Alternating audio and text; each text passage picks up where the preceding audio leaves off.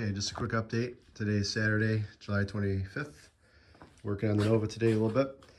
Got the radiator installed, fan shroud, support, all that stuff. Fans on the pulleys. And I got the carb on there. That's the Edelbrock 800 AVS2. Got that used. I opened it up, checked over the jets and the rods and everything. They're all stock. And then I cleaned it out real good. It wasn't too dirty, but I cleaned it. Just the floats are off a little bit. So I got that bolted on. So I put the ground strap on, the negative, the ground for the battery cable. It's hooked up to the head there. So it's coming along pretty good. It's looking pretty nice. I'm probably going to replace that chrome air cleaner with a black one just so it matches the valve covers. Kind of doesn't look right with the black valve covers and a chrome air cleaner. And I might replace this too with something that's not chrome. We'll see.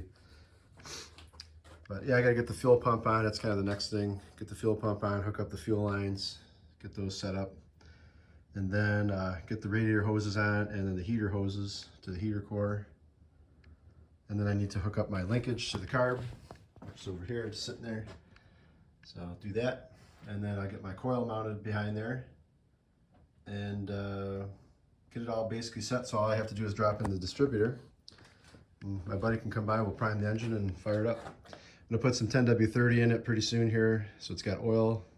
Once I get the hoses on, I'll fill up the radiator with coolant. And yeah, it's not much more work now. So coming along pretty good. All right, so that's it for now. We'll see you.